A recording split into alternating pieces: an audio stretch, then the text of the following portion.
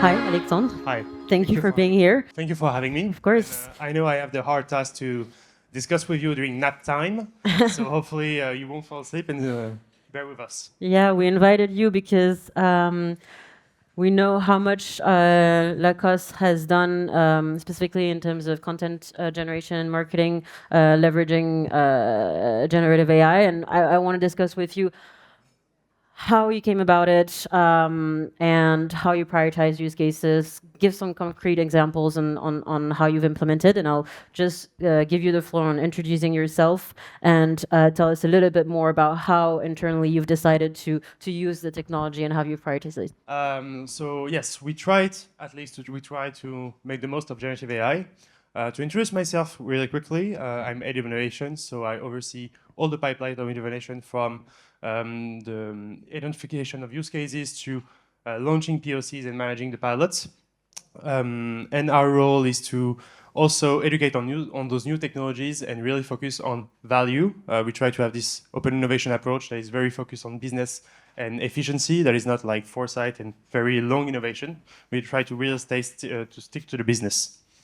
And so, as a lot of businesses, I think we try to discover and to work a lot on generative AI at the beginning of 2023. But before talking about how did we prioritize use cases, I want to talk more about the vision and reflect on what has been said this morning. As Guillaume and Anna showed from Meta in the last panel we had, the way of consuming is getting different. It's evolving. The way content is going to be distributed, it will be evolving. It's now algorithm that decides what content you show to each consumer. And so we're going through this phase of going towards hyper-personalization. And to do this, AI is a big helper. But first, you also need to have the tech basics to enable AI. That's what I want you to keep, is that this is the trajectory and the vision to go to hyper-personalization. I think it's going there and quite fast, especially through generative AI. So to answer to a question, how did we prioritize those use cases? So we had this, we started with creating a matrix. On one side, the maturity of the technology. The technology evolved a lot in less than 2 years. But at the time, it was really around text. And so we looked at text-related use cases, and we looked at where we had text. So we had text on e-commerce for all of our descriptions. We manage a lot of translations because we're an international brand, so we have lots of markets and content for markets that we provide. And the other part of the matrices was how client-facing the use case is. Is it very in front of the client, or it's more within the organization in terms of operational efficiency, the processes, and how do we work as a company? At first, we tried to focus on the last part, so operational efficiency, and on mature use cases. So we started with coding assistance for IT. So all of our developers have GitHub Copilot, for instance. So I encourage you to look at this if you haven't the technology, but it's very mature and huge improvements in terms of productivity, but also the quality of the content we put out there, more documentation, more unit tests. And the second one is, so I'll explain it quickly, but it's on how we generate product catalogs using AI. So at first you had the old way of working was we had agencies that were producing descriptions in French and English, and then other agencies doing the translations for all of our markets.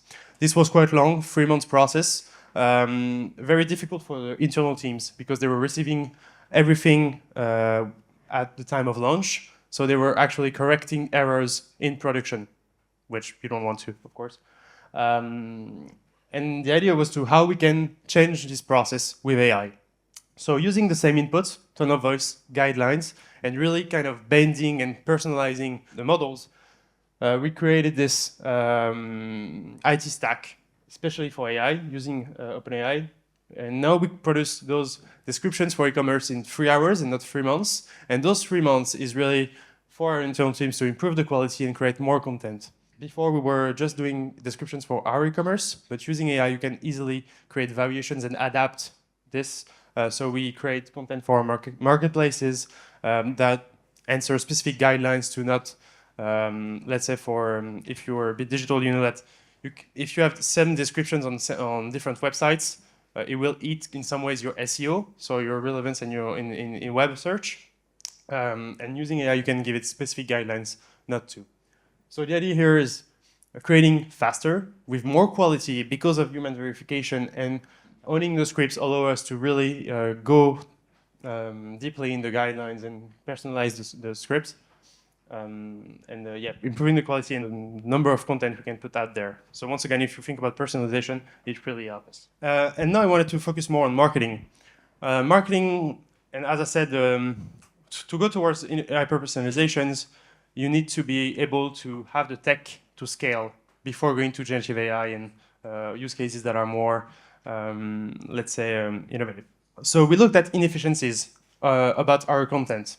So one use case we implemented this year was this one about how to adapt marketing assets. So before the image you were seeing on top here, we had different freelancers and agencies manually cropping and resizing all of the images from one master Photoshop file and adding the text, adding the logos, and localizing everything. And now through AI, we just use the platform. So it's a startup crop photo that that detect what's important in the picture, resize everything, add the CTA, so the buttons, the logos, the text automatically, and localize as well the content. So a huge efficiency here. The cost is almost divided by 10 in terms of agency, but it's also more profound on the workflow for people working. Before they had to brief the agencies and find the assets and have like back and forth with the agencies. Now it's just like they put the assets, in 15 minutes they have everything for all the markets, and it's also available for markets. So quick win, but this allows us to scale because we can now manage a lot more assets much more quickly. Another one on retouching. Once again about agencies, external agencies, we used agencies to do the retouching of all of our content, especially for e-commerce, and answer specific guidelines. So for instance, for our e-commerce, it's white background. But if you want to give assets to Zalando, which is our biggest client, but also competitors in a way, it's a bit weird about how marketplaces works. But they have these guidelines of you need a gray background. And before we had to manually change the backgrounds through an agency, and using AI, you can directly automate this. So we can directly change for all the guidelines, for all the marketplaces, really quickly and scale using AI. Could you tell us a little bit more in a couple of minutes, like why you chose crop photo and pixels? What made them like unique as solutions? So crop photo, actually, we discovered it with plug and play, and it really answers our need because they were able to really copycat our workflow.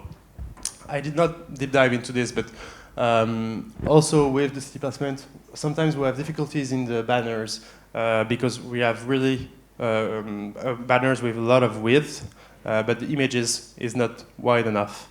So we use generative AI and generative fill, and they had APIs that allowed us to do this. They were quite flexible as well, and yeah, it works really well, the collaboration with them. And pixels, they're also, so the other use cases, they work with lots of brands, and they're really about scaling. So they can handle like tens and maybe hundreds of thousands assets a day, where before you were just working with small agencies. And so AI really helped us to streamline lots of processes and gain a lot of time. And you completely cut the agency for these? Yes. So on those processes, we still use agencies on others that are more complicated. But I think AI is also evolving in a way that it's going more and more towards this.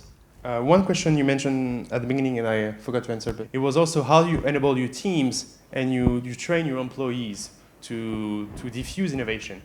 And I think 2024 was really the year we saw this awareness among employees and top management about AI, what it's possible, how does it work.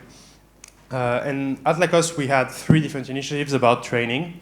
The first one was top management, coder level, for them to understand how will shape the future of their business and how they need to evolve and how they need to implement the tech in their teams and tools. The second one layer was on employees directly. So we managed to train all of our employees through awareness stations on all our different markets, or North America, Asia, APAC, everyone. and also to diffuse what's done at Lacoste and how they can have access to the tools and how they can use it and reduce those inefficiencies. And the last one was really specific training on teams that were disrupted by the technology or that were already using the technology somewhere. So we addressed specifically the marketing studios, content factory, the visual merchandising team, the architecture teams, really working about visuals and content at scale. And so we trained them a lot. And after one day, you can see that they were, without training before, they were really creating great assets. And so they realized how great the technology was. So then they started to use it again and specialize in it. And then you have this frustration of, okay, I know I'm really good at this, but I cannot use it in business because I don't have workflows to use it. And so we worked with everyone transversally internally to create specific workflows, end-to-end workflows for validation of those assets. So especially with the IP team to be sure that if we put content that is generated through AI or assisted through AI, it's okay. And it's backed. And so it was also this creation of workflows that we worked with the IP. And we have started to create assets that are now live on the website since yesterday or 3 years ago. This is a campaign for Black Friday. This is one of the tens of assets we have done using AI. This is on the Japanese website, but you have it in the US and UK if you go on Lacoste right now. Those are generative AI assets, of course, with human as well in the retouching. But the idea is that before, to create those types of assets, you had to brief different agencies, do back and forth with agencies. It was taking weeks. The price was quite expensive as well. You had validation processes. And now we have artists internally that took back the creativity, that are creating in the morning, retouching on a Photoshop the afternoon, and have assets at the end of the day. So in terms of lead time, we won like 3 weeks. In terms of costs, the cost of agencies was, depending on the campaign, on assets, it was tens of thousands. And now it's just like a day for someone internally. The difference is that, also changing the processes, the way people work, and the lead time overall. But the training is really a big part to why right now this is succeeding, right? Exactly. There's also Julia Jérémy from Hardloop, e-commerce platform in the crowd, and is going to talk about something else right after. But he also talked about a very similar process where you need to really take the time to gather your teams and train them on the different possibilities, and from there you can move a little bit forward and better, right? So yes, because for artists and creatives, they have to understand how AI works, how you can bend it to your will in a way, and having to get those assets. If you just prompt from Midjourney, it's really hard to get. So you really have to train them, but they're still using the same tools in a way, referencing as they were before. It's just the tools and the way they work now. But doing this investment on training really help us to scale afterwards. So this is a campaign that you see that is live. So it works, and we will have more campaigns next year using those types of assets. But it also changing the way, and I think it's your next question, but how we think about marketing internally as well and externally. For instance, we have something called the DTA internally. This is when the new Lacoste products 2 seasons ahead are shown to our platforms and markets for the buying process. And before, they were just using sketches to sell the products. But now with AI, you can show a pack shot of the product and all the declination of all the colors. You can put them on mannequins and models with specific backgrounds. And now before you were on the sketch, and now you have models that wear all of your products with specific backgrounds on the branding. So for instance, right now, the Lacoste campaign is about Christmas and snow. You can put snow on the products as we did, but also on the background. And so just in a few months, you were from sketches, and now in the buying process, you saw all the products wore. And so this is also changing the buying process in a way, because if markets are able to buy better, because they're seeing what they buy, they're more able to predict what's going to come at the end and what they're going to sell in their markets. So it's really about thinking, how do you have to change the way you work everywhere, and what can it disrupt internally and externally as well. Before finishing, I will direct you to the Mango campaign that just released a few days ago by Mango. It's full AI campaign, and if you just look at it quickly, you won't see it's AI. And this is where marketing is going. So it's interesting to think about content and how to have end-to-end workflows in the end, fully generative AI. I know some companies have spoke openly about it, like L'Oréal. They have teams that are thinking about end-to-end processes fully generative AI assisted. I speak way too much, I'm sorry.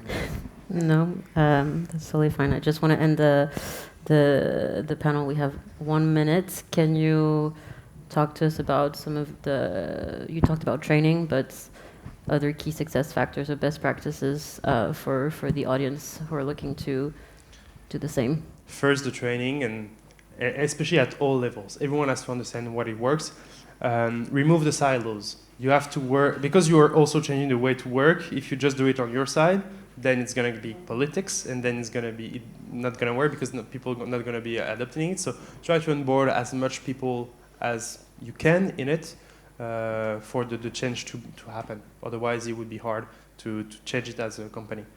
Yeah, it's like focusing on the value.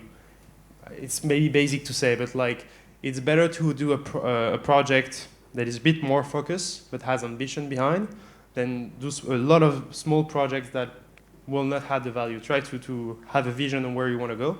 It will go quite smoothly, I guess. Thank you so much, Alexandre. Thank you for your insights. Thank you for listening to me and bearing with me, for having me.